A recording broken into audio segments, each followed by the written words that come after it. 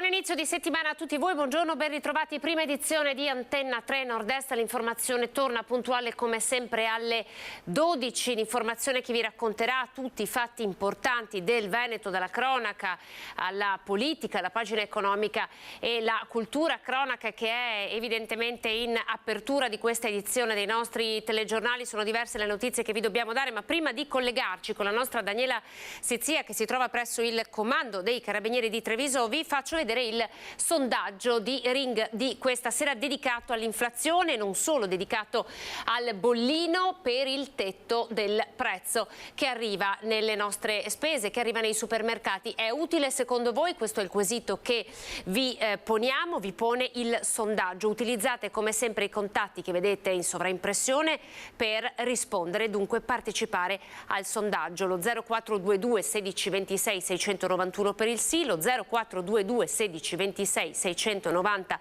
per il no. Evidentemente l'esito del sondaggio in onda questa sera a partire dalle 21:15 in diretta con Ferdinando Avarino. Allora partiamo, come dicevamo, con la cronaca. Vedo già collegata la nostra Daniela Sizia presso il comando dei Carabinieri di Treviso. Il tema è quello legato alle raffiche di furti che stanno colpendo il territorio in questi giorni, in questo periodo estivo. Buongiorno Daniela, buongiorno al tuo ospite.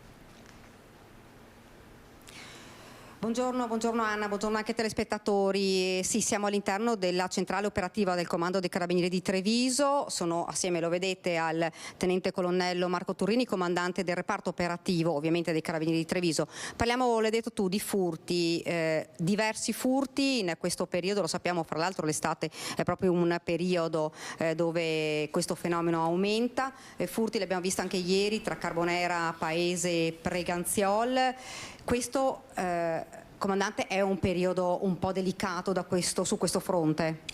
Buongiorno, sì, da questo punto di vista la nostra attenzione è massima proprio verso questa tipologia di reati, quindi furti, reati contro il patrimonio, quindi abitazioni, ma anche aziende che in questo periodo vengono lasciate magari per un periodo, vengono abbandonate proprio perché i residenti possano fruire, insomma, di un periodo di vacanza magari.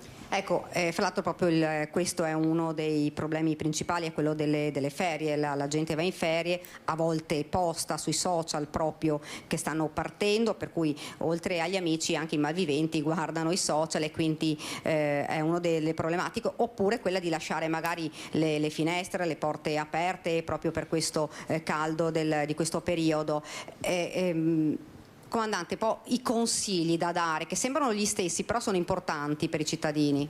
Ma è chiaro che i ladri preferiscono operare in un contesto, in un alloggio al momento disabitato, per operare in tutta tranquillità. Quindi mi sento di dare due consigli fondamentali. Il primo, una collaborazione importante da instaurare con i propri vicini, con chi abita accanto a noi, in modo che possa in qualche modo vigilare in occasione della nostra assenza. E poi ecco, ci troviamo oggi proprio presso la nostra centrale operativa al 112, il numero di emergenza che può essere chiamato non solo, voglio dire, per segnalare, ecco, eventi che purtroppo sono già accaduti, ma anche per segnalare eventuali presenze sospette ai nostri operatori, che poi ovviamente possono indirizzare le pattuglie presenti sul territorio. Ripeto, lo sforzo del Comando Provinciale Carabinieri di Treviso in questo periodo, insieme alle altre forze di polizia, è proprio finalizzato a questo, a aumentare, incrementare la nostra presenza sulle strade, ma soprattutto, ecco, nelle zone residenziali, anche quelle magari un po' più isolate, che spesso sono bersaglio di questi malfattori.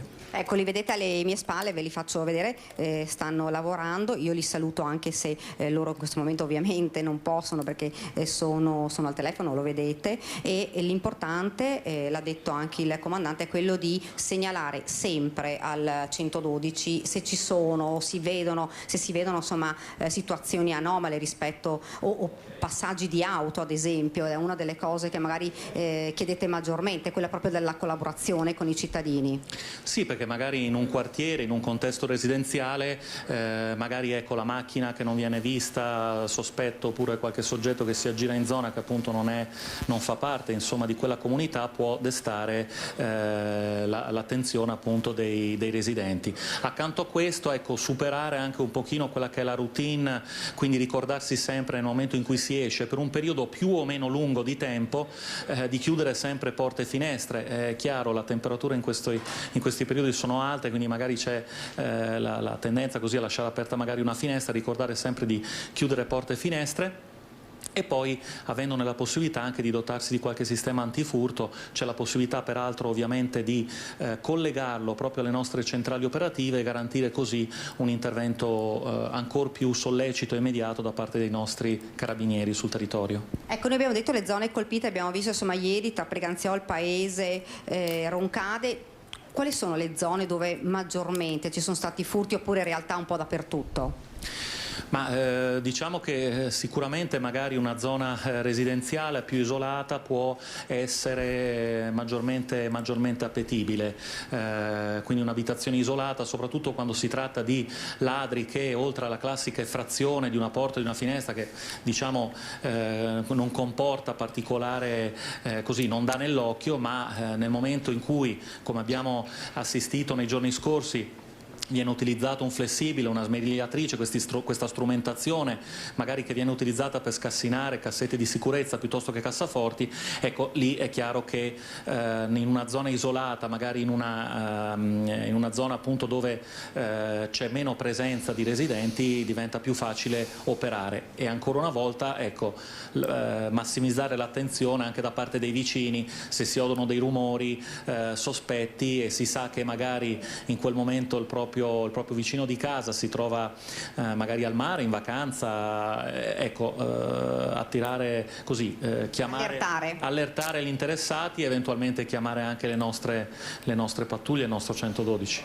Ecco, ovviamente ci sono diverse bande, non ce n'è una che gira per tutta la provincia, per cui l'attenzione deve essere massima. Le indagini ovviamente adesso dei carabinieri per cercare di risalire agli autori di questi furti, tanti ne sono stati già identificati, individuati, ovviamente però insomma tanti devono essere ancora identificati, proprio questi degli ultimi colpi, e indagini ovviamente da parte vostra. Sì, le indagini sono in corso, sono molto importanti i sopralluoghi che vengono effettuati appunto presso le abitazioni, ma è importante soprattutto denunciare, ecco, quindi anche in presenza di intrusioni dove magari non si registrano degli ammanchi, ma perché magari appunto i ladri vengono disturbati e quindi scappano, ecco, denunciare, perché per noi la denuncia ovviamente, superando quello che può essere anche un momento psicologico di sconforto, di abbattimento, diventa importantissima perché ci consente proprio di attualizzare il fenomeno, capire che in quel momento, in quel particolare settore del territorio occorre elevare l'attenzione e cercare di concentrare le nostre risorse, quindi le pattuglie delle nostre stazioni che, come sapete, sono capillarmente presenti nella Marca. Abbiamo 40 stazioni pronte a operare, quindi voglio dire, questo ci permette di orientare, ecco, lo sforzo. Grazie davvero, grazie comandante. Qui dalla centrale operativa è tutto. Se non hai domande, Anna, io ti restituisco la linea. Grazie Daniela, grazie del contributo, un saluto al tenente colonnello Marco Turrini. Andiamo avanti, dobbiamo darvi questa notizia di cronaca. Questa è la fotografia di Diego Zanesco, la pagina del suo sito, una guida alpina Alto Atesina. Il suo corpo è stato ritrovato ai piedi della Tofana di Rozes, è stata recuperata la salma questa mattina. L'uomo era uscito ieri in solitaria, stava scalando le Tofana di Rozes senza corde, in libera come si dice in gergo. Purtroppo la caduta, l'allarme è stato lanciato dalla moglie che non lo ha visto rientrare. La salma di Zanesco, Diego Zanesco, è stata recuperata appunto come si diceva questa mattina. Il soccorso ha trovato parcheggiato il furgoncino con il cellulare al suo interno di Zanesco al rifugio di Bona. L'uomo aveva appunto guida alpina Alto Atesina di Bressanone a assolutamente esperto, aveva iniziato la scalata della Tofana di Rozes in solitaria. Da lì la tragedia. Andiamo a vedere la raffica di furti di ieri di cui ha parlato la nostra Daniela Sizia. Carabinieri sulle tracce dei ladri hanno colpito 4 comuni della provincia.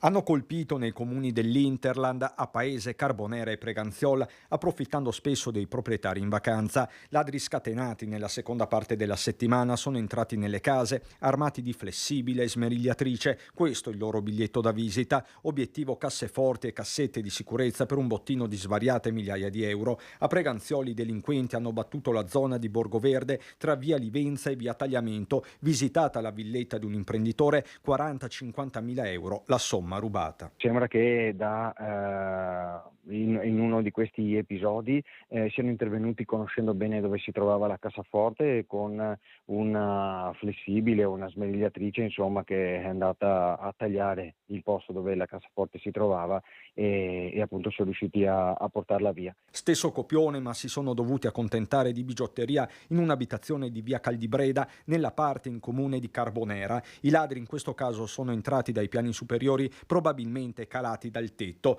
Una zona non nuova a Raid, come racconta questo residente di Pezzan, Luigi Mora. Lei è successo più di una volta? Quante volte?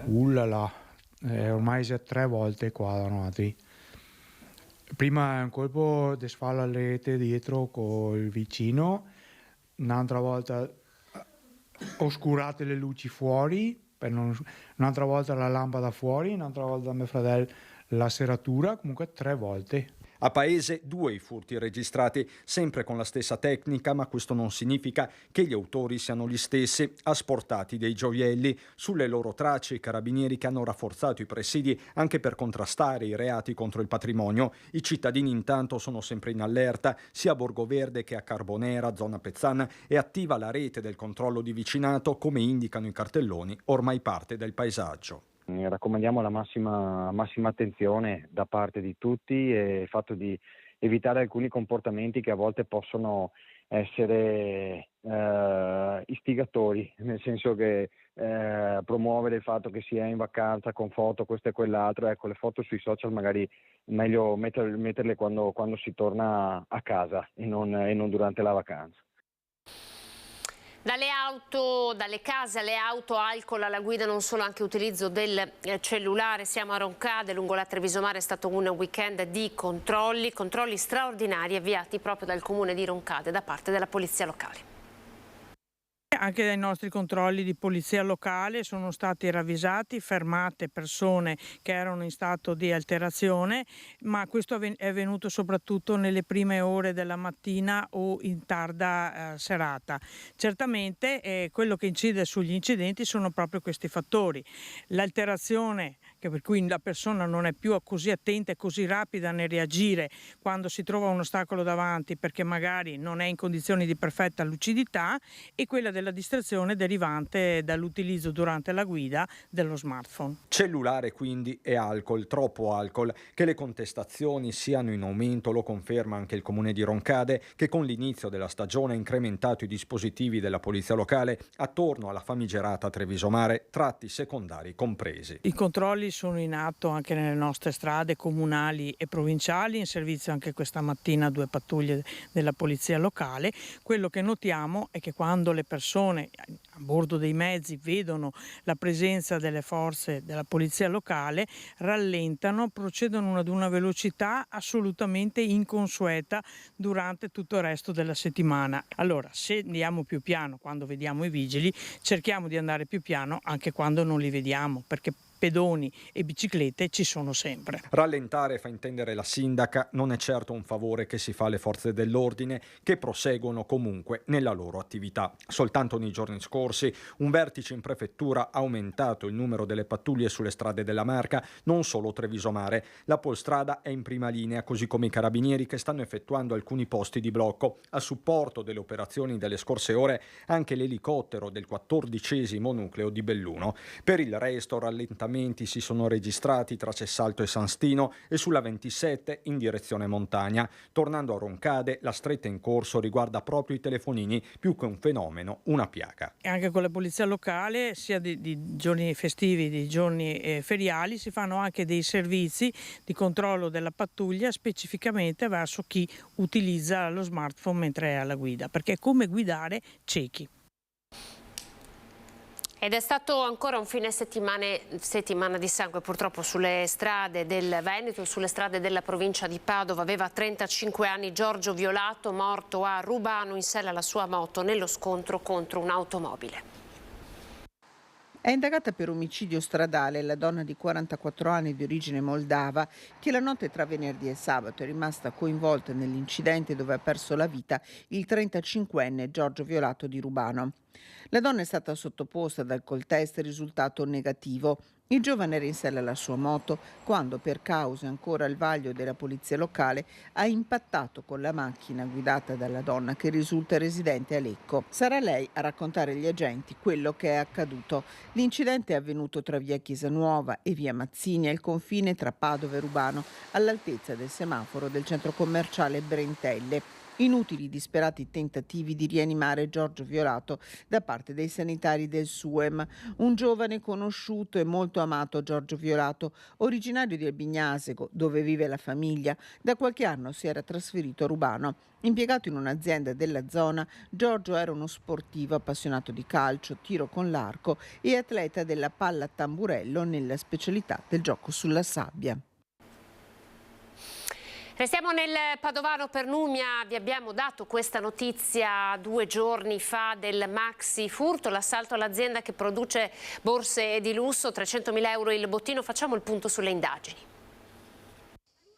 Ladri professionisti che hanno agito con precisione mettendo in campo un'azione preparata nei minimi dettagli e caccia alla banda degli 11 malviventi che la notte tra il 27 e il 28 luglio hanno assaltato e svaligiato la sede della CNT Pelletterie Bergamasco di Pernumia, facendo incetta di centinaia di borse prodotte per marchi di alta moda, un bottino che si aggira intorno a diverse centinaia di migliaia di euro. I carabinieri di Abano Terme stanno visionando le telecamere della videosorveglianza dell'azienda e quelle del comune di Pernumia. In particolare si cerca ancora un furgone Ducato rubato ad un panettiere del paese. È l'unico mezzo che ancora non è stato ritrovato. Le altre 6 auto usate per sbarrare le vie d'accesso alla zona industriale e per sfondare cancello e portone sono state tutte abbandonate dalla banda.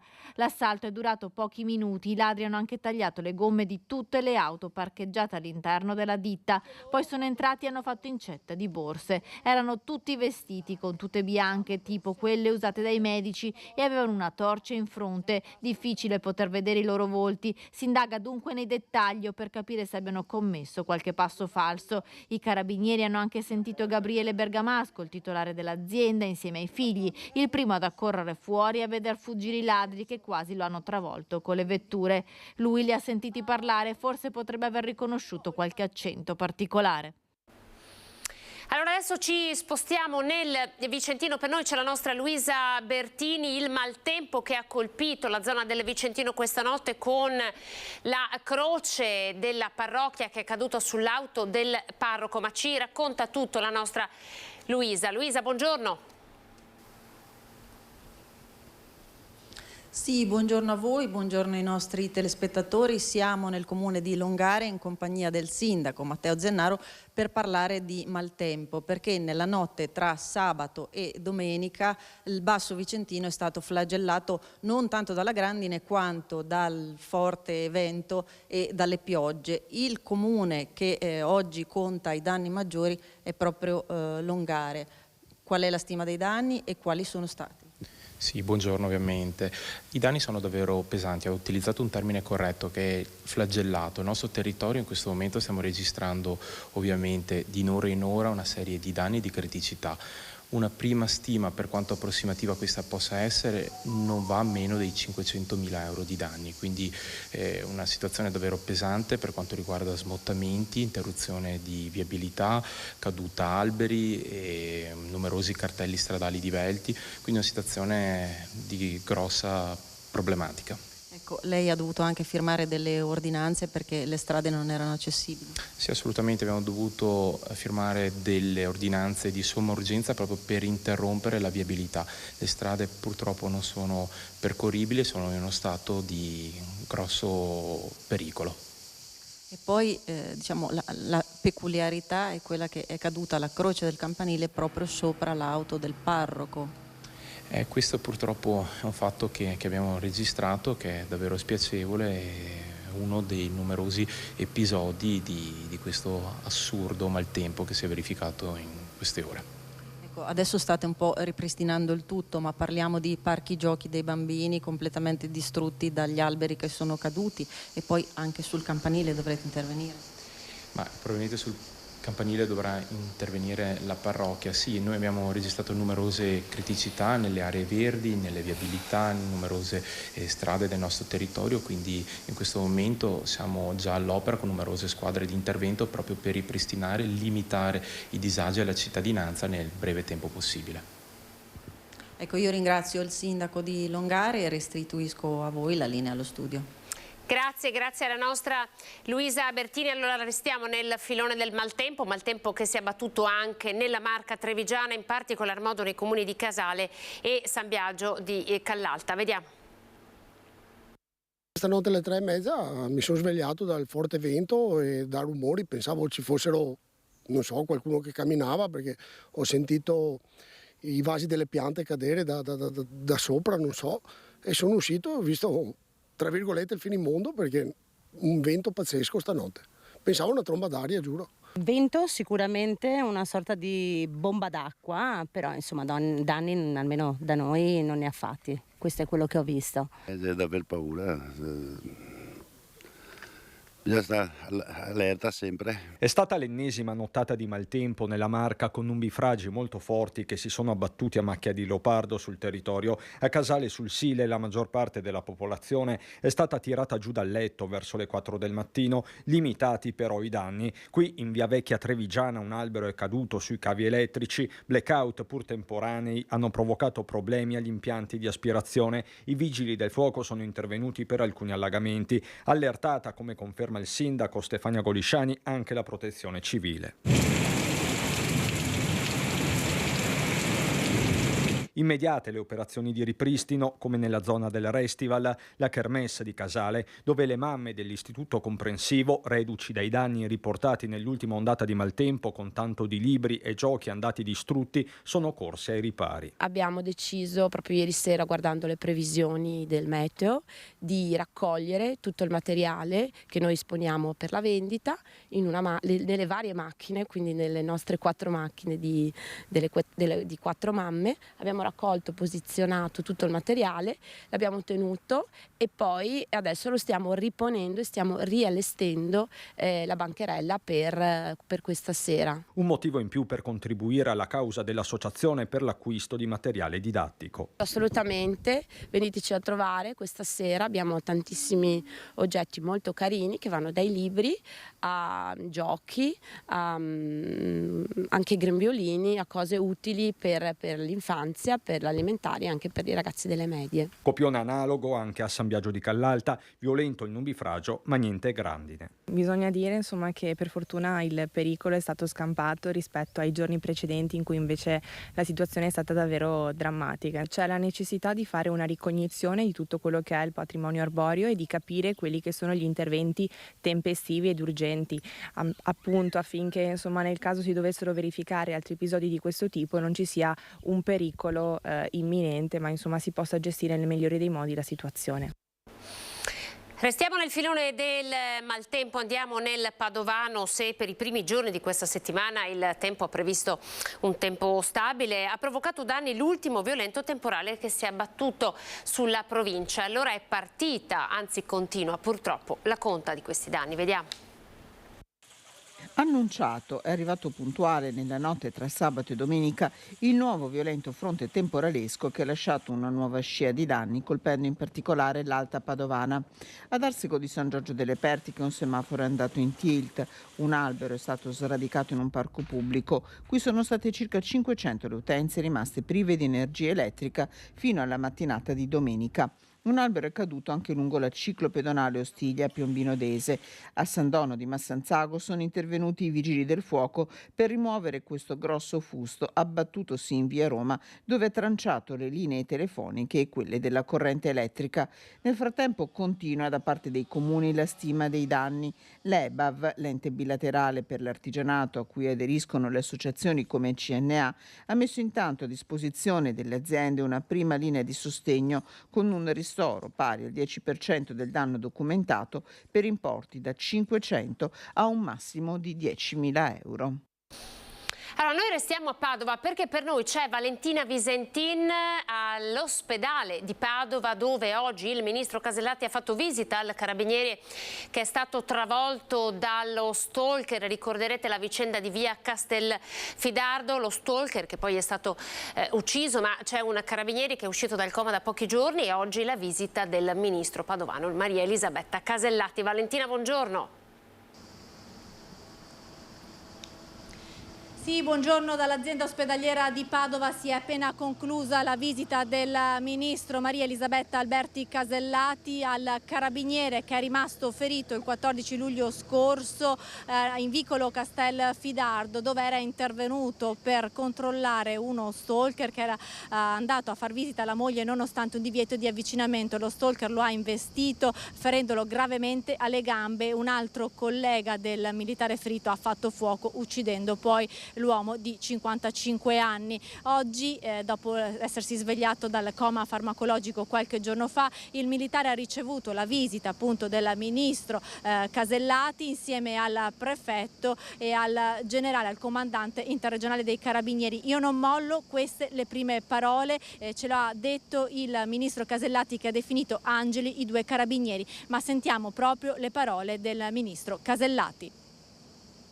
Bene, sono andata a visitare il carabiniere che per fortuna è uscito da una situazione molto critica. C'era la famiglia, poi ho espresso la mia vicinanza, anche il mio affetto, devo dire, per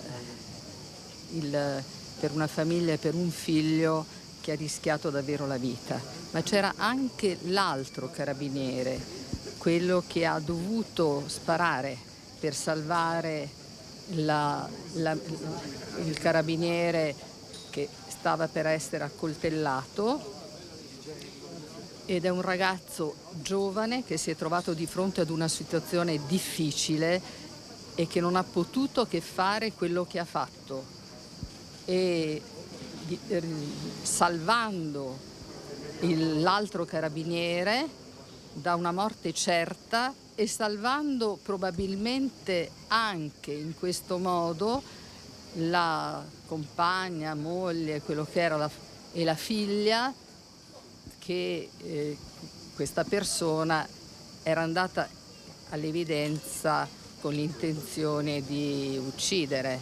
Quindi noi abbiamo avuto per fortuna due carabinieri che hanno dato la dimostrazione di come davvero siano quelli che tutelano tutti i giorni i cittadini.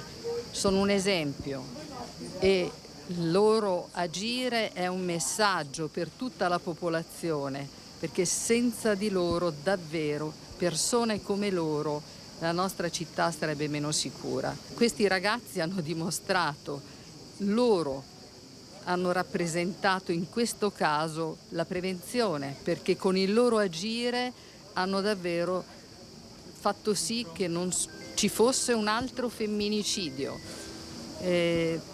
Io li considero entrambi degli eroi, gli angeli custodi di questa città, ma gli angeli custodi di una popolazione che ha bisogno di loro. Avete sentito dunque le emozioni raccontate dal ministro Casellati. Il carabiniere ferito resta ricoverato nel reparto di chirurgia vascolare qui dell'azienda ospedaliera di Padova, dopo essere stato sottoposto a ben 3 interventi chirurgici per poter riprendere la funzionalità di entrambi gli arti. Oggi presente alla visita anche il carabiniere che quel giorno ha sparato per difendere il collega e che appunto ha potuto rincontrare il collega, si sono stretti la mano e scambiati scambiate qualche sguardo di vicinanza. Una visita davvero emozionante, quella che ci hanno descritto i rappresentanti delle istituzioni. Da Padova è tutto, restituisco la linea allo studio. Grazie alla nostra Valentina Visentin da Padova. E di forze dell'ordine continuiamo a parlare. Dai Carabinieri vi parliamo di un'operazione della Guardia di Finanza. Andiamo nel Vicentino, siamo a Zanè, Guardia di Finanza che ha fatto irruzione in un ristorante. A lavoro nel locale c'erano diversi dipendenti che lavoravano in nero, addirittura un clandestino. Vediamo. Zanè, chiusura del locale e una maxi sanzione amministrativa di 15.000 euro. È il severo provvedimento adottato dagli uomini della Guardia di Finanza di Vicenza nei confronti di un ristorante di sushi dopo aver rilevato una serie di infrazioni legate all'impiego di manodopera in nero. Il controllo congiunto di finanzieri e funzionari dell'Ispettorato del Lavoro di Vicenza ha accertato la situazione irregolare di 5 dipendenti su 12 dell'esercizio pubblico. 3 tra lavapiatti, cuochi e camerieri erano privi di qualsiasi documentazione, 2 dei quali al lavoro senza aver prorogato il contratto. Su un lavoratore extracomunitario impiegato, sprovvisto del permesso di soggiorno, gravava inoltre un decreto di espulsione della prefettura di Biella, motivo per cui è scattata la denuncia per inosservanza dell'ordine di allontanamento e denunciato anche il titolare del ristorante per impiego di manodopera clandestina. Allora, prima di andare in pubblicità vi ricordo il sondaggio di Ring che è dedicato al bollino che si trova nei prodotti per, come dire, dare un tetto al prezzo dei prodotti che troviamo anche al supermercato. È utile secondo voi? Questo è il quesito del sondaggio di Ring di questa sera. L'esito verrà dato nel corso della puntata. Ci fermiamo, pochi secondi di pubblicità, poi qui con noi Coldiretti e non solo, per parlare di che cosa è accaduto, dei danni che il maltempo ha portato sul nostro territorio, non soltanto all'agricoltura ma anche alle aziende, alle nostre automobili. Parleremo con un esperto perito per capire anche come stanno cambiando le polizze assicurative alla luce di questi danni. Vi aspetto tra poco. Buongiorno, ben ritrovati. Allora, avete sentito la cronaca in apertura di questa edizione del telegiornale, poi come promesso torniamo ad occuparci del maltempo che si è abbattuto nella nostra regione, non solo, e che ha causato diversi danni alle automobili, danni anche alle persone, danni alle aziende, danni alle colture. Proveremo a affrontare questo tema da diversi punti di vista, quindi vi presento il primo ospite che ci ha raggiunto in studio, Angelo Facchin, vicepresidente Coldiretti. Buongiorno. Buongiorno. Con lei a breve faremo il punto. Sì. Abbiamo visto le immagini dei vigneti del Prosecco completamente caduti a terra e anche abbiamo ascoltato la disperazione di tanti agricoltori, non tutti assicurati, quindi insomma persone che, perché sappiamo che un vigneto ha una vita oggi ma ce l'ha anche domani, dopodomani, cioè in ballo ci sono anche le produzioni dei prossimi anni. In collegamento lo ringrazio Andrea Persico, agenzia infortunistica, esperto di perizie. Buongiorno Andrea. Buongiorno a voi tutti, buongiorno a tutti i telespettatori. Andrea che sta periziando molto in questi ultimi giorni, tra danni alle aziende, danni alle automobili. Cercheremo con Andrea Persico di capire anche che cosa sta succedendo e come anche le compagnie stanno modulando sulla base di quello che sta accadendo la propria offerta assicurativa. Allora Angelo, partiamo con lei. Allora, come siamo messi? Quali sono i settori più a rischio in questo momento con questi fenomeni particolarmente intensi che hanno colpito il nostro territorio? È un'estate diversa, ma gli agricoltori si sono abituati ad avere a che fare con fenomeni atmosferici, come dire, violenti, dalla violenta siccità al violento nubifragio. Ma diciamo, buongiorno a tutti, diciamo che innanzitutto qualcuno dice non ci si abitua mai alle cose negative, quindi non è che possiamo dire che gli agricoltori si sono abituati. È ovvio che questo momento storico ci mette di fronte a questi fenomeni così, come li hai chiamati Anna, violenti, improvvisi, in poco tempo succede veramente l'impensabile. E su questo anche le aziende, gli agricoltori fanno i conti. soprattutto chi ha la sfortuna di cadere nella fascia dove arriva la tromba d'aria piuttosto che la grandine o il nubifragio subisce dei danni veramente importanti. Quello che diciamo noi come Coldiretti è di assicurarsi, e quindi abbiamo un consorzio di difesa importante, abbiamo degli strumenti per poter almeno sminuire un po' il danno, cercare di avere un minimo di riconoscenza per quello che è successo. Non si può mai avere il ripristino dell'esistente, però almeno una copertura assicurativa è importante. Infatti è bene che ci sia anche l'altro ospite collegato, perché anche nelle nostre aziende, molte aziende purtroppo hanno subito danni importanti alle strutture, perché magari un vigneto, uno ha un'azienda, ha diversi vigneti, quindi viene colpito un vigneto, uno si salva, in qualche modo gestisce, però se ha la casa, se ha l'abitazione, se ha l'annesso rustico, se ha la stalla piuttosto che la serra, o se ha appena fatto un impianto fotovoltaico che magari gli poteva dare un po' di ristoro dal punto di vista energetico, capita la grandinata o la tromba d'aria, si trova veramente, e abbiamo tante aziende purtroppo oggi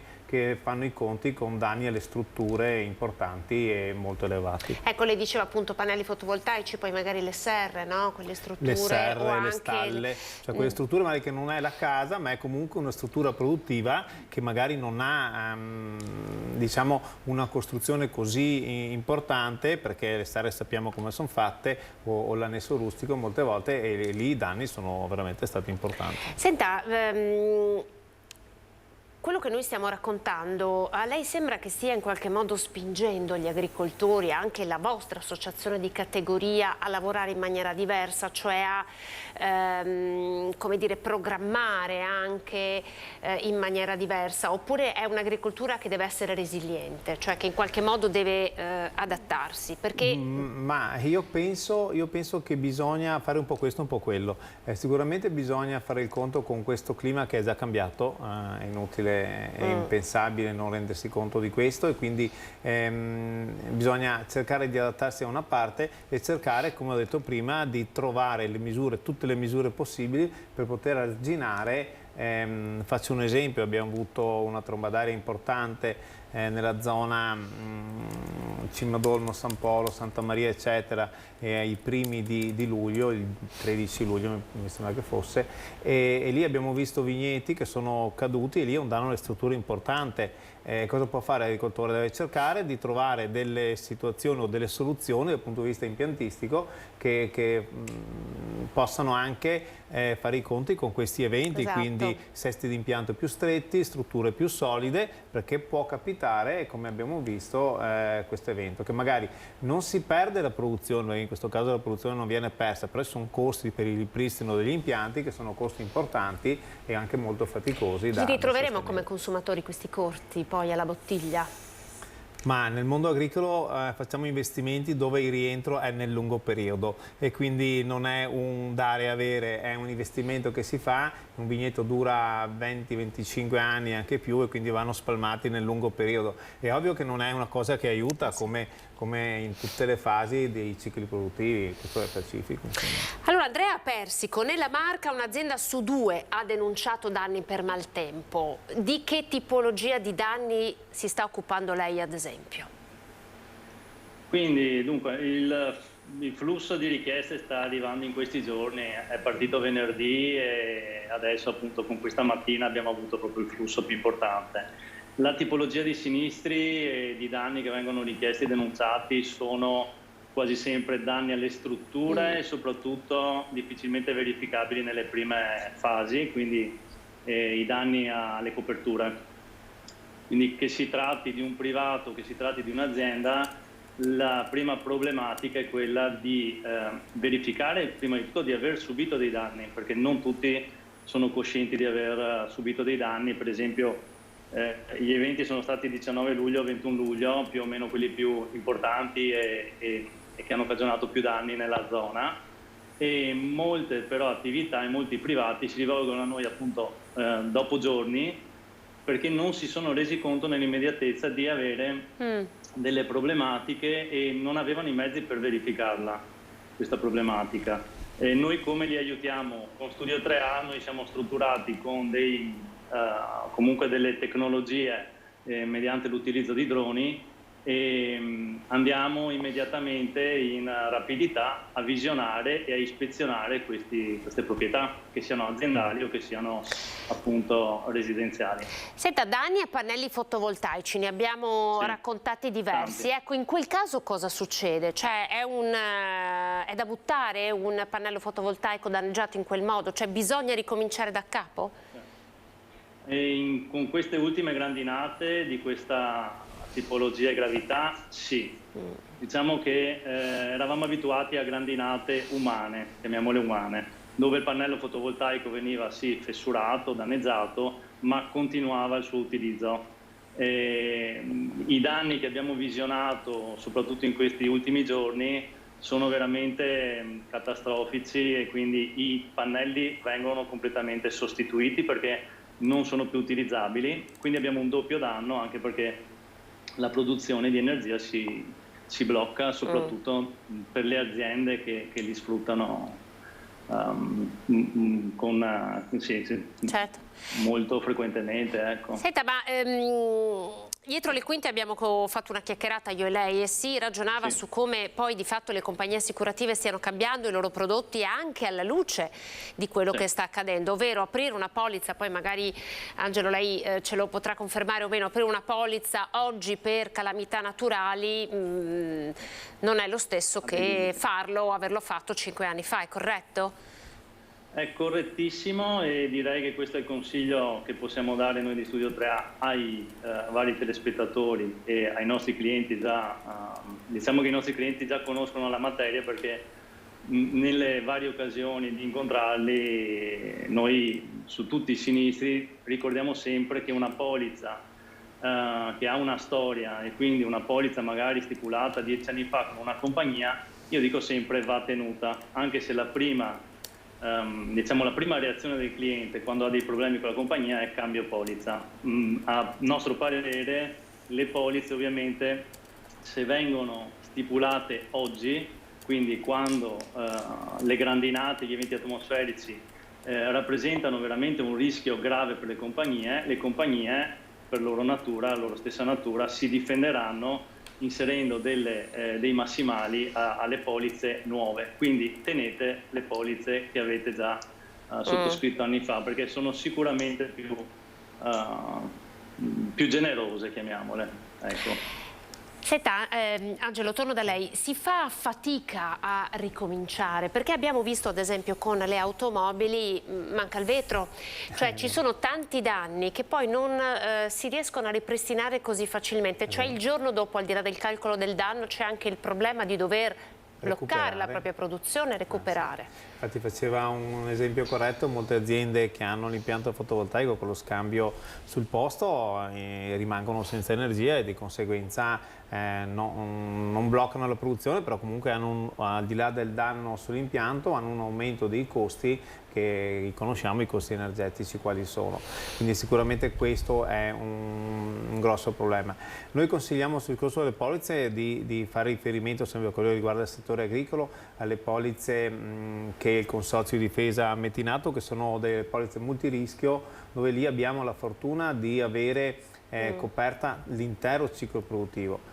Poi il Consorzio ha messo a disposizione anche dei fondi mutualistici, anche nel caso dei vigneti che sono caduti, sicuramente ci sarà un contributo, non un grosso contributo, ma un aiuto insomma importante. Ecco, il fondo mutualistico penso che sia una delle cose più importanti in questo momento. Dobbiamo entrare anche in quest'ottica di pensare che le cose funzionano bene, di mettere via qualcosa per quando c'è il problema magari in quella zona, perché sappiamo che la provincia nostra è vasta, è grande, e anche questi eventi sono a macchia di leopardo, quindi non abbiamo un'emergenza totale, ci sono zone che magari stanno bene, zone dove la produzione è stata compromessa, e questo va riconosciuto. Insomma. Andrea Persico ci può confermare questo dato, perché lei appunto mi raccontava che una volta, visto che lei è nel settore da tanti anni, eravate abituati a vedere danni di questo tipo solo in alcune zone, come ad esempio nel Coneglianese, oggi è tutta la Marca Trevigiana. Sì. Si è spostata proprio l'area, si è ingrandita l'area, e attualmente diciamo che nessuno più è tranquillo rispetto a certi eventi.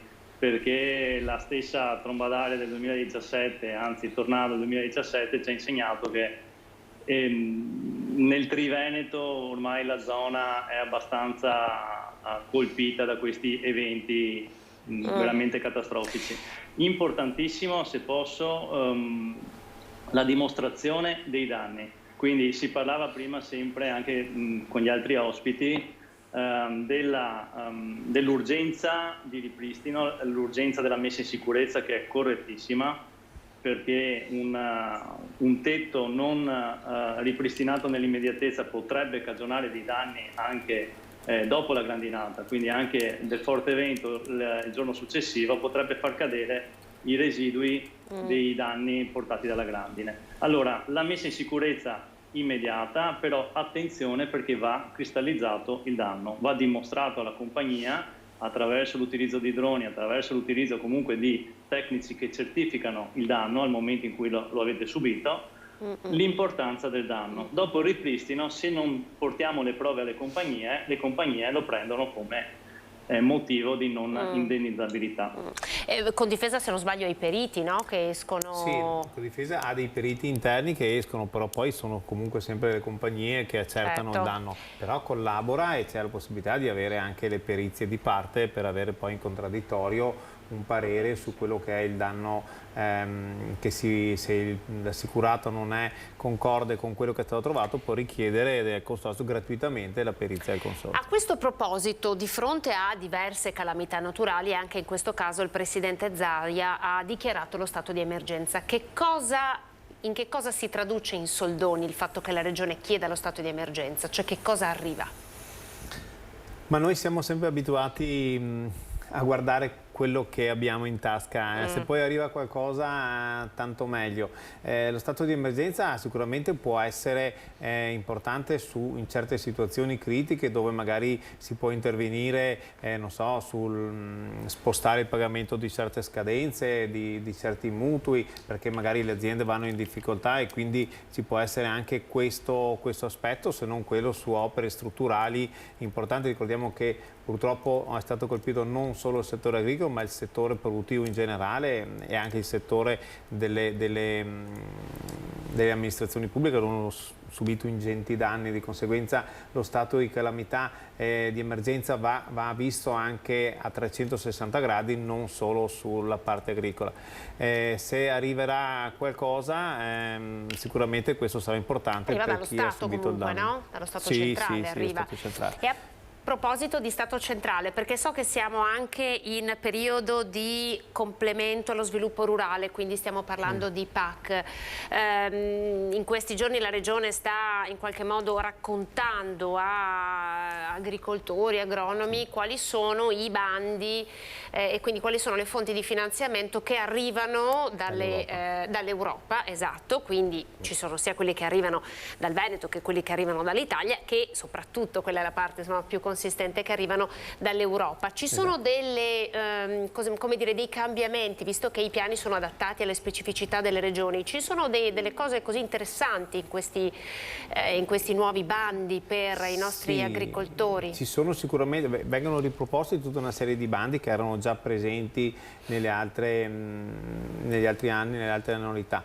Diciamo che la parte più innovativa per adesso è quella che abbiamo visto nella politica agricola comunitaria, la PAC in modo particolare, con l'inserimento di tutte queste novità che riguardano il discorso ambientale, quindi l'alternanza culturale sui seminativi, la possibilità dell'inerbire l'interfira nei vigneti e quindi di poter avere qualche soldino. Cioè sono cose non molto importanti dal punto di vista del gettito che danno per ettaro, però sono diverse cose che messe assieme possono dare un ristoro particolarmente importante, senza tralasciare sicuramente il discorso del turismo rurale, senza tralasciare il discorso dell'inserimento dei giovani che rimangono tra le proprietà, tra le priorità che abbiamo nel settore nostro. Quindi un investimento proprio sui giovani in agricoltura. Chiedo ai nostri ospiti di fermarsi un attimo, perché c'è la nostra Anna Maria Parisi in diretta da Venezia, dal ghetto, collegata, perché oggi c'è stata la visita del ministro Sangiuliano. Anna Maria, buongiorno, eccoti, ti vediamo. Buongiorno, è ancora in corso la visita qui al ghetto del Ministro alla Cultura Gennaro Sangiuliano con il Presidente di Regione Luca Zaia e naturalmente il Presidente della comunità ebraica Dario Calimani. Scusate, stavo guardando se stanno uscendo dal cantiere del Museo del Ghetto, che è questo che si trova alle mie spalle, che sto indicando con il dito, e questo alla mia destra, perché vedevo che uno degli accompagnatori faceva cenno alle forze dell'ordine che mancavano pochi minuti, sarebbero scesi. Dunque sono venuti, perché è venuto qui il Ministro Sangiuliano, l'ha detto il Presidente della comunità ebraica Calimani e l'ha ripetuto anche il Governatore Zaia, per fare il punto sulla situazione dei cantieri presenti qui al ghetto, al museo appena citato. 12 milioni e rotti di euro il costo dei cantieri, di cui 8 milioni ricevuti da finanziamenti privati, 1,6 milioni dall'allora Ministro alla Cultura Franceschini, restavano 2 milioni e rotti. Da qui la promessa del Ministro Sangiuliano che il Governo farà il possibile per finanziare la parte restante dei lavori per ultimare i cantieri. I cantieri termineranno presto, la promessa anche di Zaia, che si è adoperato tantissimo perché avvenisse questo incontro tra il Ministro Sangiuliano e il portavoce della comunità ebraica qui al ghetto. Diceva il Presidente Calimani, cui mostrerà appunto al Ministro della Cultura anche tutti i suoi tesori, che non sono soltanto quelli visibili all'aperto, ma anche quelli della Torah, con le preziosissime pergamene antiche, così anche i antichi reperti in argento. Dunque, in attesa che magari escano da un momento all'altro, ti restituisco la linea e poi nel caso te la richiedo. Grazie alla nostra Anna Maria Parisi, che l'abbiamo vista proprio in modalità sentinella lì al ghetto ebraico Venezia. Grazie Anna Maria, buon lavoro ovviamente a te. Allora torniamo per un attimo con Andrea Persico dello studio 3A. Perizie, si diceva che stanno cambiando, voi siete intervenuti nelle aziende, siete intervenuti anche, ad esempio state periziando anche le automobili. Quali sono gli inghippi che state riscontrando? Cioè, che cosa dobbiamo dire ai telespettatori di essere molto attenti? Allora, bisogna essere molto accorti nelle prime fasi soprattutto. Quindi quando si subisce il sinistro, in questo caso un sinistro di questa importanza, di questa gravità, bisogna farsi aiutare da tecnici specializzati che conoscono la trattativa da instaurare con le compagnie. Noi ovviamente di Studio 3A abbiamo esperienza pluridecennale, pluriventennale, e quindi sappiamo anche che prove portare alle compagnie in seguito a questi sinistri. Parlavo prima della messa in sicurezza degli interventi che vengono eseguiti nei primi istanti, e bisogna stare attentissimi a non alterare lo stato dei luoghi. Le polizze e i contratti assicurativi costringono e portano l'assicurato a conservare lo stato dei luoghi così come si trova al momento del sinistro. Questa dicitura è ovviamente molto restrittiva nei confronti dell'assicurato, che si trova a ripristinare l'ente, alla necessità di riparare il tetto. Quindi in quel momento esatto l'assicurato si deve rivolgere, in casi gravi come questi, a strutture specializzate, perché deve dare la dimostrazione magari dopo un mese del danno che ha subito. Quindi non deve cancellare le tracce. Angelo annuire, perché è proprio così, perché sta nella nostra indole cercare di sistemare tutto e subito, e qualche volta giustamente magari si perde di vista il fatto che dobbiamo provare anche il danno effettivo, quindi ben vengano questi consigli, ben vengano magari una perizia di parte o o l'uso dei tecnici per poter... Poi c'è il tema che a me incuriosisce della che cosa c'è, che cosa è consentito far entrare all'interno della grande parole calamità naturali, no? Perché a volte si è assicurati contro le calamità naturali, poi si scopre che ci sono delle cosette, no, che escono e quindi rimaniamo, come dire, a bocca asciutta, nonostante siamo convinti di esserci assicurati e invece questo non accade. Allora chiedo ad Andrea come ultima battuta proprio questa, cioè calamità naturali sì, ma attenzione a cosa? Allora, la garanzia genericamente si chiama eventi atmosferici, tutte le polizze, multirischi, eccetera. Attenzione alle esclusioni. Quindi le fasi sono due: prima si accerta il danno, poi si studia la polizza e andiamo a fare le crocette sulle esclusioni. I tecnici abituati a leggere le polizze vi daranno, i nostri tecnici di Studio 3A ovviamente in giornata, vi dicono già se è escluso il materiale plastico, se è escluso il vetro e tutte le varie esclusioni. L'esclusione più frequente che avete trovato e della quale magari molti erano assolutamente così, non a conoscenza? I pannelli fotovoltaici di cui parlavamo prima richiedono una garanzia quasi sempre aggiuntiva, quindi con un sovrappremio. Poi ci sono le serre, parlando con Coldiretti, le serre in materiale plastico hanno sempre delle limitazioni in base a chi è la compagnia che assicura il rischio. Ecco. Bisogna stare molto attenti a questo, quindi ci deve essere uno studio accurato. Molte volte il cliente al contrario è assicurato e nella gestione della perizia da parte dei tecnici fiduciari della compagnia non vengono attivate delle garanzie che facciamo attivare noi periti e tecnici di parte di Studio 3A, perché andiamo proprio a ricordare alle compagnie che c'era quella garanzia X, per esempio la perdita pigione, la perdita, l'interruzione dell'esercizio, sono tutte garanzie di cui non viene mai fatta menzione se non hai un tecnico che parla per te. Quindi attenzione, ecco, no, è importante questo approfondimento che è molto tecnico, ma proviamo anche a dare gli strumenti. Molto importante, Angelo, vero? Anche perché immagino che voi abbiate visto nella Marca Trevigiana abbiamo visto eventi estremi, abbiamo visto proprio situazioni di questo tipo, abbiamo visto la voce generica eventi atmosferici che è composta da tante cose, perché i terremoti sono esclusi, perché certe esondazioni o le trombe d'aria sono escluse, quindi anche lì nel momento in cui si va a stipulare la polizza bisogna accertarsi di cosa è compreso e di cosa non è compreso, perché oggi abbiamo tutti coscienza che può capitare a tutti e quindi nel momento che facciamo la copertura dobbiamo integrare magari alcune voci che non sono comprese, perché poi i danni quando arrivano sono molto importanti, al di là delle coperture, anche alle persone. Abbiamo visto insomma cosa è successo. Non si può andare in vacanza, insomma, come Coldiretti quest'estate, no? Ci dica perché come vi state organizzando? Che estate sarà? Ma sicuramente è stata un'estate che ci ha, diciamo, rispetto all'anno scorso che venivamo da un'estate torrida e asciutta, quindi non ha mai piovuto. Quando non piove non ci sono eventi estremi, quindi va bene da un certo punto di vista, però manca l'acqua.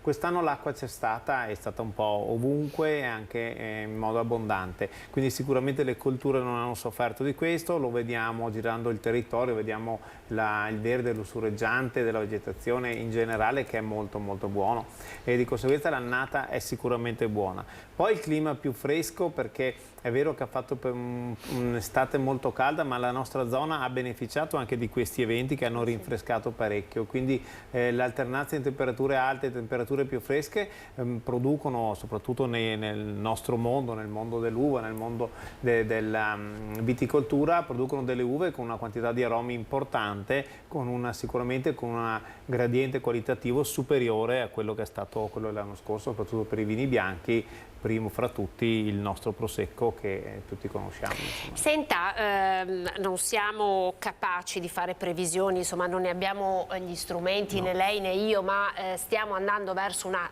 tropicalizzazione, no, del nostro clima. Rischia il nostro Prosecco per questo?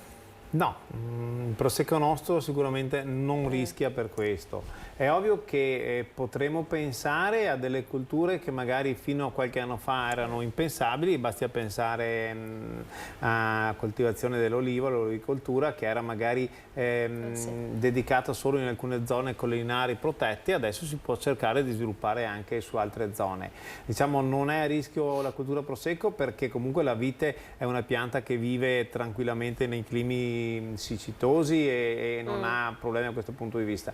È ovvio che questo vale fino a un certo punto, perché poi se si va al di fuori di quelle che sono dei range di temperatura, lì possono anche cambiare le tipologie di qualche prodotto, ma sicuramente non saremo nel territorio nostro a porci questo problema, ma bensì nella parte più bassa dell'Italia. Al sud Italia. Insomma, la parola d'ordine sembra essere ancora una volta quella della resilienza.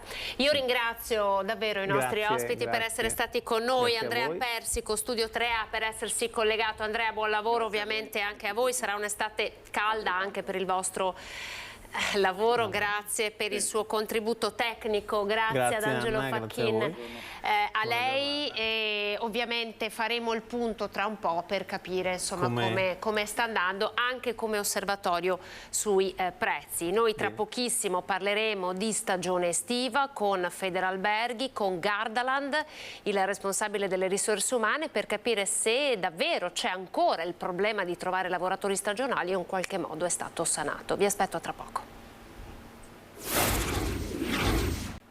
Prima edizione, buongiorno, ben ritrovati, buon inizio di settimana a tutti voi. Di poco fa il collegamento con la nostra Anna Maria Parisi da Venezia, ghetto ebraico. Oggi c'è il ministro Sangiuliano in visita, accompagnato dal presidente Luca Zaia, poi il passaggio con il comandante del nucleo operativo dei Carabinieri di Treviso. Il tema è quello dei furti che insomma stanno aumentando evidentemente, come accade ogni estate. Poi il maltempo con i danni che stiamo raccontando in agricoltura con il vicepresidente di Coldiretti, e a macchia di leopardo i servizi che abbiamo mandato in onda da Vicenza, da Padova e da Treviso. Adesso parliamo di stagione estiva dal punto di vista turistico e non solo, anche dal punto di vista delle risorse umane. Ci siamo lasciati un mese fa, quando si stava aprendo la stagione estiva, lanciando l'allarme della mancanza di personale. Proviamo a fare il punto con i nostri ospiti per capire se è rientrato questo allarme. Vi presento Giulia Casagrande,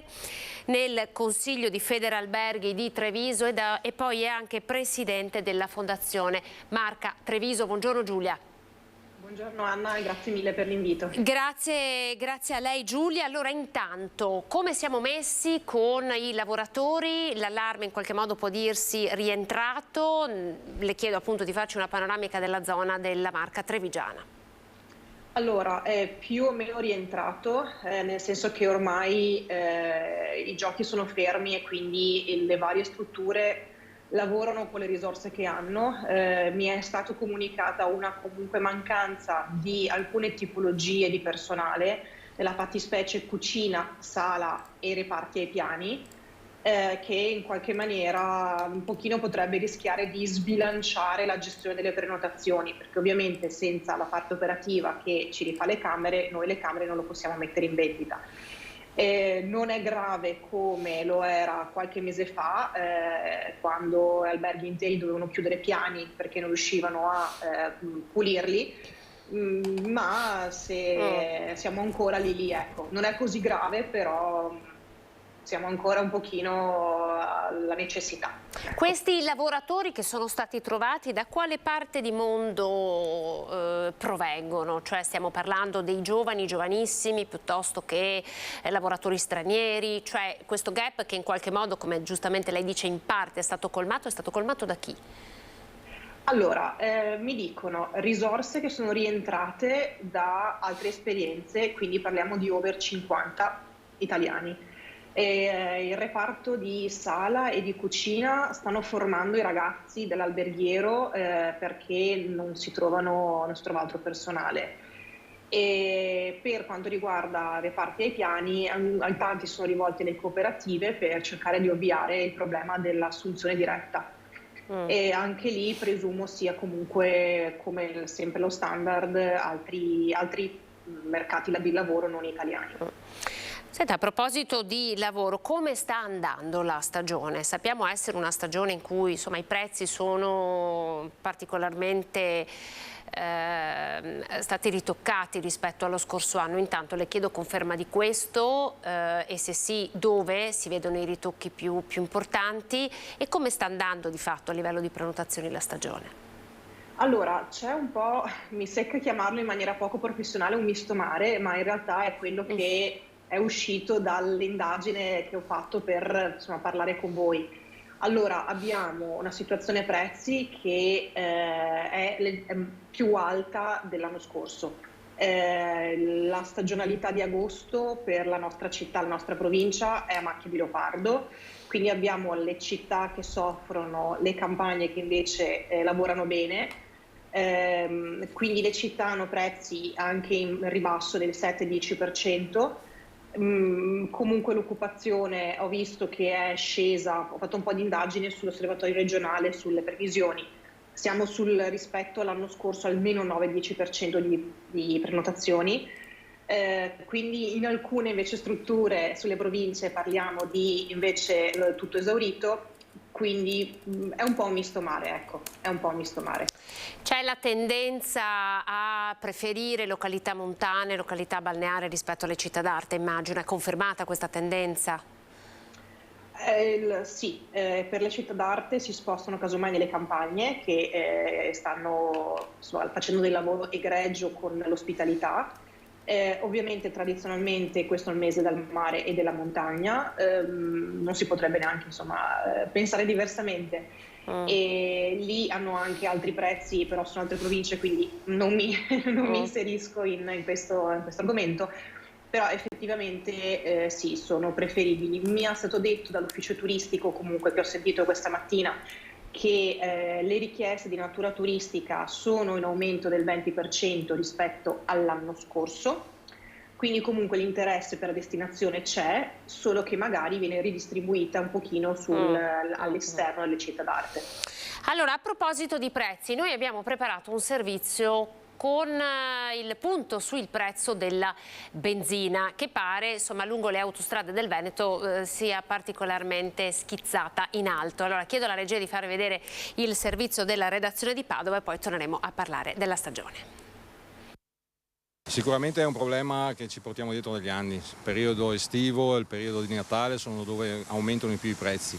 Nelle prossime settimane, anzi i prossimi giorni, ci sarà ancora un aumento del Platz, quindi avremo un aumento di 12-13 millesimi sul prezzo finale, quindi sicuramente per i vacanzieri un costo oneroso per le vacanze che vogliono fare. Benzina a 1,92 €, diesel a 1,73 €. Sono lievitati negli ultimi giorni i prezzi dei carburanti, con la rete autostradale che ha registrato anche i 2,50 € al litro. Colpa del periodo, spiega Flavio Convento, presidente di FIAB Veneto. Le vacanze fanno aumentare la richiesta di carburante e quindi sale il prezzo alla pompa, con i gestori a restare l'anello debole della catena. Sicuramente è aumentato il prezzo del petrolio, sono prezzi non contenuti ma sicuramente che vanno come va il mercato. Rincari che non dovrebbero fermarsi. Nei prossimi giorni per il gasolio si dovrebbe avere un aumento di 0,031 centesimi, per la benzina di 0,013. Dal 1 agosto il governo ha imposto a tutti gli impianti l'esposizione del prezzo medio regionale del carburante. Cartelli su cartelli, la risposta dei gestori. È un obbligo di legge, come tutti gli obblighi di legge noi li faremo rispettare e li rispetteremo. La vediamo in maniera molto negativa, come abbiamo già detto più volte, sicuramente questo creerà solo molta confusione, anche perché i prezzi esposti del prezzo medio regionale sono prezzi che non troveremo su nessun impianto e avremo un impianto con un'ulteriore cartellonistica che creerà confusione all'utente e al consumatore. Al cittadino consumatore l'invito a stare bene attenti quando si entra nell'impianto e a individuare il cartello con l'esposizione dei prezzi. Sono tante cose che non sono molto chiare ma che ci auspichiamo che vengano chiarite nelle prossime settimane. Domani ci sarà un tavolo con il Ministero anche per una riforma del settore che penso che sia una cosa fondamentale per un settore in grossa difficoltà. Allora, ci ha raggiunto al telefono il direttore delle risorse umane di Gardaland, Giorgio Padoan. Buongiorno direttore. Buongiorno a lei e ai suoi ospiti e grazie dell'invito. Allora, grazie per averci raggiunto. Con Federalberghi stiamo parlando del tema lavoro, il tema è quello degli stagionali, problema risolto. Abbiamo intanto Gardaland che ha compiuto i suoi 48 anni di vita, quindi davvero è un'istituzione ormai per il nostro territorio, e un buon compleanno ovviamente a voi. Voi, come dire, avete a contratto centinaia di persone ogni stagione, voi dovete assumere tantissime persone, e il parco acquatico di Gardaland ha le due aperture, quella estiva e quella invernale. Come avete affrontato il tema delle risorse umane? Sì, è un tema assolutamente importante per Gardaland. Come lei diceva, abbiamo inserito negli scorsi mesi oltre 1000 nuovi lavoratori e lavoratrici stagionali, che si aggiungono ai circa 230 dipendenti e dipendenti fisse che abbiamo attualmente in organico. Ci siamo ovviamente rimboccati le maniche. Gardaland insomma è da sempre abituata a dare il benvenuto a milioni di visitatori, è nel cuore di milioni di visitatori dal 1975. Abbiamo un team dedicato che per 12 mesi all'anno è concentrato sulle attività di ricerca su tutti i canali, quindi noi seguiamo sia la ricerca diretta, sia ci avvaliamo naturalmente del supporto dei centri per l'impiego, lavoriamo molto sui social, lavoriamo con le agenzie di lavoro, lavoriamo col passaparola, quindi non trascuriamo nessun canale, perché per noi le persone sono al centro della nostra attività. Gardaland non potrebbe fare il suo lavoro se non avesse le persone. Stiamo guardando infatti le immagini dei vostri brand con i vostri dipendenti al lavoro, ma c'è stato un momento in cui avete avuto paura di non riuscire a trovare tutto il personale di cui avevate bisogno? Allora, sicuramente dopo il Covid, diciamo, il tema dell'inserimento di risorse di personale è diventato più difficile, e noi ci siamo subito attivati cercando anche proprio di migliorare tutti gli aspetti che hanno a che fare con l'inserimento di personale. Intendo la durata dei contratti, la parte retributiva, i servizi per i dipendenti, intendo anche le salette per i dipendenti, gli eventi dedicati ai dipendenti, gli ingressi omaggio per chi lavora con noi, e c'è tutto il trattamento, perché i tempi sono diversi sicuramente rispetto al passato, e bisogna essere e rimanere sempre attrattivi rispetto a una domanda da parte di chi cerca lavoro, che è sicuramente cambiata, è molto più attenta alla flessibilità, alle esigenze personali, all'equilibrio vita-lavoro. Quindi abbiamo dovuto effettivamente, come dire, fare del nostro meglio per essere sempre un'azienda al centro dell'attenzione delle persone che cercano lavoro. Quindi insomma, in soldoni lei ci sta anche dicendo che come azienda vi siete dovuti adattare alle richieste di chi cercava lavoro e che evidentemente cerca più flessibilità. Certamente, è così perché sempre di più c'è una richiesta proprio di conciliazione, di flessibilità da parte di moltissime persone. Non sono solo i giovani, sono anche persone adulte, perché ci sono anche altre esigenze, magari familiari, magari di cura di qualche familiare, possono essere i figli, i genitori, i nonni, o esigenze di studio o altre cose, diciamo, familiari. Quindi noi cerchiamo in tutti i modi di venire incontro alle esigenze delle persone e cercare di costruire, diciamo, un organico, mettendo insieme un po' tutta la flessibilità richiesta e disponibile, ovviamente compatibilmente, insomma, con le necessità di servizio che abbiamo, ma insomma è un lavoro impegnativo e credo, insomma, che lo stiamo facendo bene. Sì, non è sicuramente stagionale, insomma, come ci sta raccontando, l'apertura è stagionale, ma insomma le risorse umane lavorano 12 mesi all'anno. Ultima cosa che le chiedo, età media dei vostri dipendenti? Allora, tenga presente che intanto la nostra stagionalità come dire, si è molto allungata, noi di fatto siamo aperti da marzo e arriviamo fino a gennaio dell'anno successivo, quindi effettivamente è un percorso lungo. L'età media è un po' diversa nei vari periodi dell'anno, però è inferiore ai 40 anni. Quindi insomma ci sono giovani, magari appunto come diceva lei, che possono avere delle esigenze anche ad esempio di studio, giovani ma insomma non giovanissimi. Direttore... Infatti i giovani, sa cosa? I giovani li vediamo di più nel periodo estivo, naturalmente quando finiscono le scuole, gli impegni universitari, abbiamo molti giovani che chiedono appunto di fare un'esperienza di lavoro con noi perché insomma, lo ritengono un ambiente qualificante. Insomma, Gardaland è stata un'accademia per le professioni del turismo da quasi 50 anni, perché il nostro compleanno, come lei gentilmente ricordava, dal 1975 sono 48 anni e ci prepariamo a breve a festeggiare il traguardo dei 50 anni. È un traguardo veramente storico. Grazie direttore per essere stato con noi. Giorgio Padoan, risorse umane di Gardaland. Arrivederci, grazie. Grazie a voi, arrivederci. E allora io saluto e ringrazio Letizia Bertazzone dell'Osservatorio di Veneto Lavoro. Letizia, buongiorno, che si è collegata con noi per questo spazio dedicato al lavoro. Buongiorno Letizia, ben ritrovata. Buongiorno. Ecco, ha sentito, sembra che quando si parla di lavoro la parola d'ordine sia necessariamente quella della flessibilità. Ovviamente stiamo parlando in questo caso, no, dei lavori stagionali. Dal vostro osservatorio ci può confermare questo?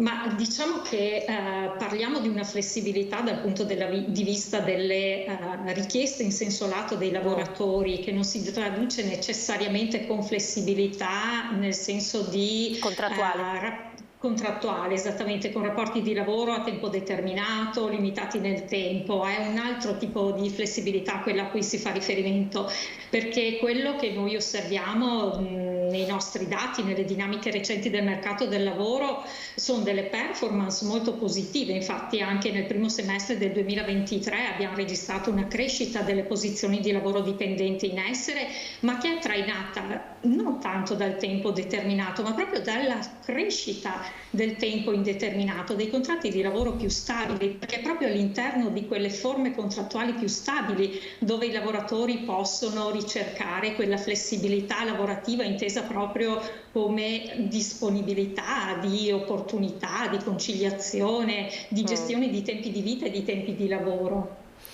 E dal punto di vista delle professionalità che in qualche modo vengono richieste oggi dal mercato del lavoro del Veneto, che cosa ci può raccontare?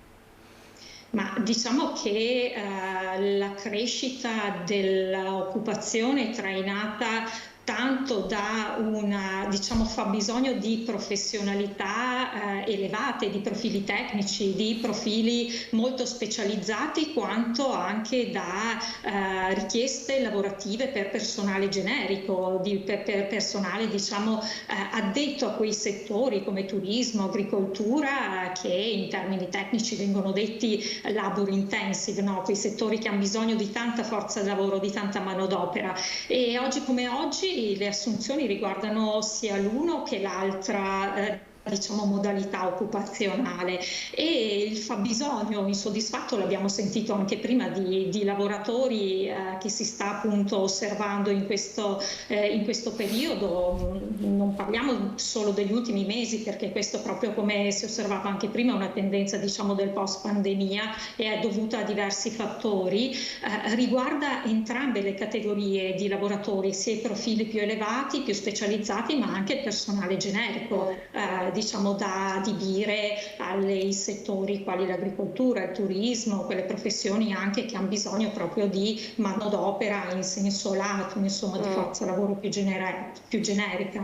Ecco, prima avevamo in studio il vicepresidente di Coldiretti. Lei ha nominato l'agricoltura. Continua ad essere un settore in cui è ancora difficile trovare forza lavoro, l'agricoltura? Sì, assolutamente sì, il settore che è veramente in forte difficoltà proprio per le modalità occupazionali anche che caratterizzano quest'ambito lavorativo. Parliamo di una richiesta di lavoratori concentrata soprattutto in pochissimi periodi dell'anno, con dei picchi di domanda esponenziali e anche magari con una richiesta di apporto lavorativo piuttosto limitata. È chiaro che in un contesto dove alcuni alcune tipologie di lavoratori, alcuni flussi di lavoratori sui quali si poteva contare in passato sono venuti meno, e c'è inoltre un grosso problema anche di attrattività rispetto ad altri ambiti occupazionali, rispetto ad altri settori occupazionali, sicché laddove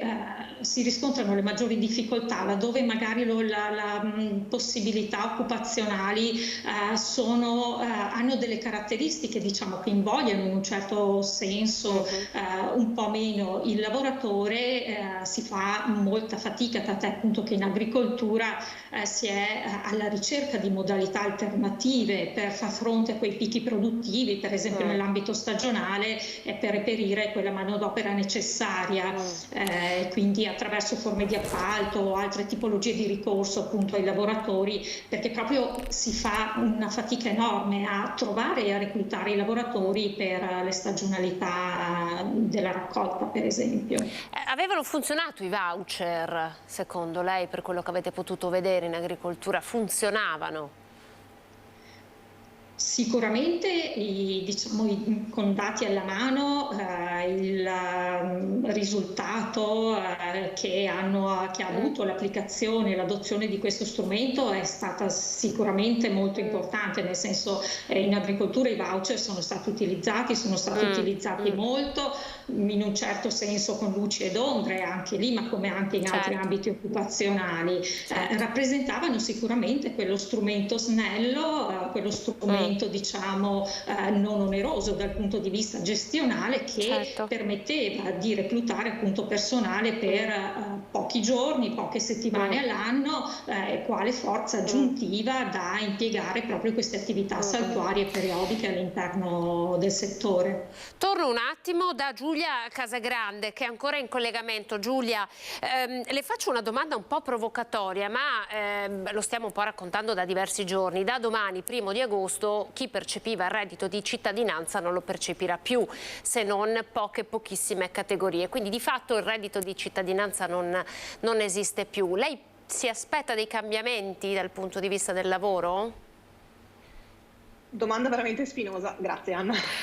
Allora, leggevo un po' la Tribuna questa mattina proprio a tal termine, e le richieste qua a Treviso, in provincia di Treviso, comunque in regione, sono veramente molto basse, quindi l'incidenza per i settori nostri non lo so quanto saranno. Di sicuro potremo trovare molte più proposte di lavoro rispetto a quante sono adesso. Magari ci sarà qualcuno che da giù, oppure da zone un pochino più sfortunate, deciderà di tentare di venire al nord come si faceva una volta, ma questo ci darà forse un 20%, che già nel nostro caso sarebbe molto, perché effettivamente sentivo il direttore HR di Gardaland e faccio complimenti per la modalità, insomma, di approccio che hanno con i dipendenti. E in alcuni casi la flessibilità cambia totalmente il rapporto azienda-dipendente. Non sempre è fattibile, perché, come diceva la dottoressa prima, specialmente nelle zone stagionali, rischiamo di avere dei lavoratori insomma temporaneamente in azienda, e quindi con 2 mesi non puoi fare miracoli. Però sì, io sono convinta che sia fondamentale cambiare il rapporto con i dipendenti da qua, insomma, ai prossimi mesi, anni, e sicuramente cambierà tutto. Purtroppo nel settore alberghiero siamo molto legati a tutta una serie di obblighi anche orari, e quindi sì, insomma, è da vedere. Ecco. No, certo, nel senso che poi voi avete anche le cene la sera, il lavoro ai piani, insomma, gli chef che devono essere impegnati, e quindi ovviamente... Scusatemi, è partito la freccetta col cuore. Non c'è problema, Giulia. Ovviamente il vostro lavoro, no? Il lavoro nell'ambito turistico deve garantire dei servizi, come dire, anche H24, e quindi non c'è un'apertura e una chiusura, quindi sicuramente è un ragionamento diverso. Grazie Giulia Casagrande per essere stata con noi. Lei è anche presidente di Fondazione Marca Treviso, quindi grazie per essere stata in nostra compagnia. Arrivederci e buon lavoro. Anna, grazie mille a tutti, buona giornata. Buona giornata Giulia. Un ultimo passaggio lo vorrei fare con lei, Letizia. Come Veneto Lavoro, il vostro osservatorio monitora la situazione, il rapporto domanda e offerta di 3 mesi in 3 mesi, se non sbaglio. No, in realtà come adesso lavorate? riusciamo a farlo mensilmente, quindi riusciamo di mese in mese a monitorare l'evoluzione della domanda di lavoro, delle dinamiche occupazionali per quanto riguarda chiaramente il lavoro dipendente, che è il nostro ambito di osservazione. Pur su dati parziali, provvisori, comunque hanno una buona tenuta rispetto all'indicazione dei trend in atto. Potrebbe esserci anche secondo lei, Letizia, qualche exploit, qualche grosso cambiamento a partire da agosto, quando non ci sarà più il reddito di cittadinanza, secondo lei? Ma diciamo che noi abbiamo come monitorato speciale la seconda parte dell'anno per quanto riguarda le dinamiche occupazionali, ma non tanto per il reddito di cittadinanza, proprio per l'evoluzione di quella che è la situazione congiunturale nazionale ed internazionale. Già nei primi mesi dell'anno abbiamo registrato qualche leggera flessione della domanda di lavoro in alcuni comparti industriali, che potrebbe essere legata a tantissimi fattori, ma potrebbe essere anche un primo sintomo di quelle che sono le difficoltà e questa situazione di incertezza che si sta prospettando per la seconda parte dell'anno. Quindi questo sicuramente sì, sarà per noi un monitorato speciale. Sarà sicuramente interessante da osservare che cosa accadrà da qui in avanti. Grazie Letizia Bertazzon per essere stata in nostra compagnia. Dunque l'osservatorio che ogni mese puntualmente monitora il rapporto tra domanda e offerta e come si muove l'andamento del mercato del lavoro della nostra regione, che continua ad essere una locomotiva del nord-est. Ce lo conferma Letizia? Sì, assolutamente sì. Bene, dunque i dati sono buoni, chiudiamo questa nostra prima edizione con dei dati positivi. Grazie Bertazzon per essere stata con noi, arrivederci. Grazie a voi, arrivederci a tutti. Arrivederci. L'Osservatorio di Veneto Lavoro, c'è giusto il tempo per ricordarvi l'appuntamento con Ring questa sera a partire dalle 21:15. In studio il vice direttore Ferdinando Avarino, tanti gli ospiti anche in questa edizione: Mario Conte, sindaco di Treviso, Marco Zabai, all'opposizione Partito Democratico, l'onorevole Luana Zanella, Alleanza Verdi Sinistra, e poi Enoch Soranzo per Fratelli d'Italia. Nella seconda parte il tema è quello dell'invasione del granchio blu, con Cristiano Corazzari, assessore della Regione del Veneto, Luigino Marchesi, presidente del Consorzio Scardovari. Dopo di noi torna il grande cinema su Antenna 3, vi proponiamo una pellicola dal titolo A Dangerous Method per la regia di David Cronenberg con Vincent Cassel. Film ambientato nei primi del Novecento tra Zurigo e Vienna. Ora le previsioni del tempo, vi ringrazio per essere stati in nostra compagnia. L'informazione torna su Antenna 3 a partire dalle 18:30. Arrivederci.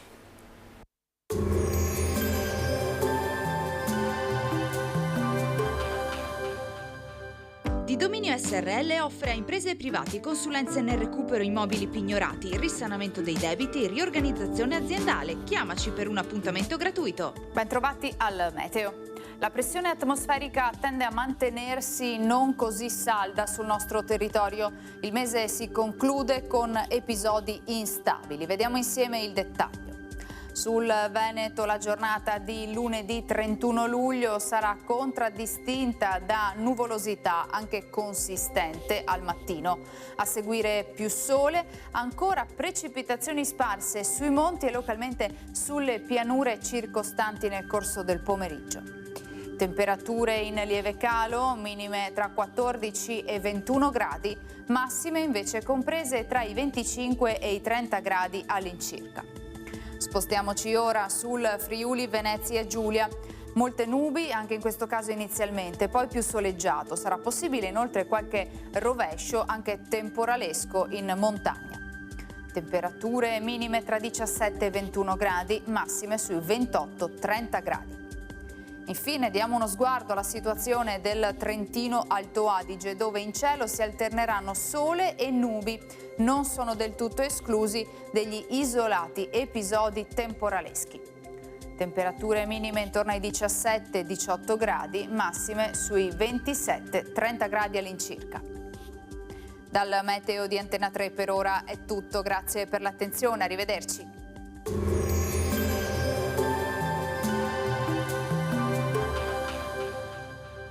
Di Dominio SRL offre a imprese e privati consulenze nel recupero immobili pignorati, risanamento dei debiti e riorganizzazione aziendale. Chiamaci per un appuntamento gratuito.